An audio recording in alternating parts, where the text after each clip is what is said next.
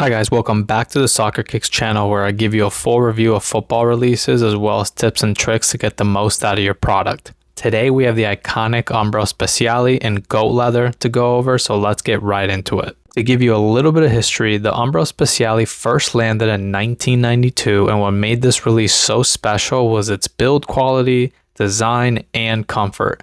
Since launch, it's gone through very minimal changes. This is one of the most iconic silos ever, as it was on the feet of Premier League Hall of Famer Alan Shearer, Rivaldo while he was with Deportivo La Coruña, Roberto Carlos for a few years, and many other high-profile players. Now, fast forward to 2024, more than 30 years later, and the boot is still offered in K-leather, link in the description for that review, and a newly released goat leather, which is what we'll review today. The price point for the goat leather version currently sit at $250 and are a little bit more expensive than your typical leather boots, but we'll get into that later. Like I said, the upper is made up of goat leather, which is similar to K-leather, but not as soft and may take a little more time to break in. The upside to this material is that it does feel like it's a little more solid with a slightly thicker build and should last a little longer than your typical K-leather boot. I know most people prefer K-leather, but there are so many alternatives now that people should consider these. Goat leather is something I've never tried on before, but feels pretty on par with everything else out right now. If you look closely, there's an A-shaped leather addition on the side that helps really tighten the boot as you pull on the laces, which is not something I've ever seen.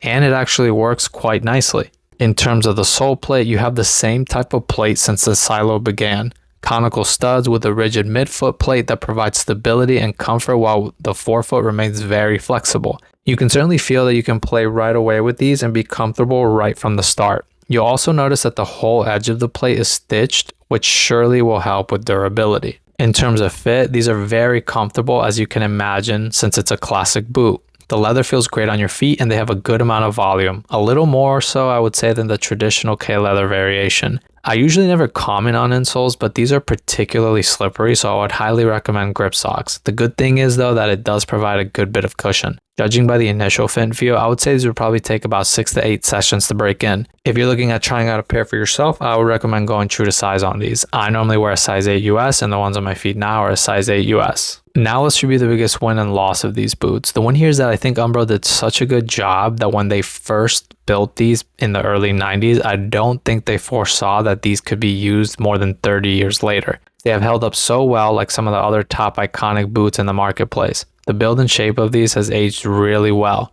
The biggest loss is that the $250 price point is going to force people to look at alternatives. Anyone looking for high-end leather boots is usually spending around $220, so spending an extra $30 is going to be a tough buy for someone, especially if they're not familiar with the brand. Also, we are dangerously close to the Mizuno Morelia price range, and I would consider those being the best classic football boots in the market, which is tough to compete with. That's the Umbro Speciali goat leather for you. I'll leave a few links in the description in case you're interested in buying these. If you have any questions or opinions about these, leave them down below and I'll answer them as they come. Thank you so much for watching, and if you found this video helpful, please be sure to hit the like button and subscribe. See you on the next one.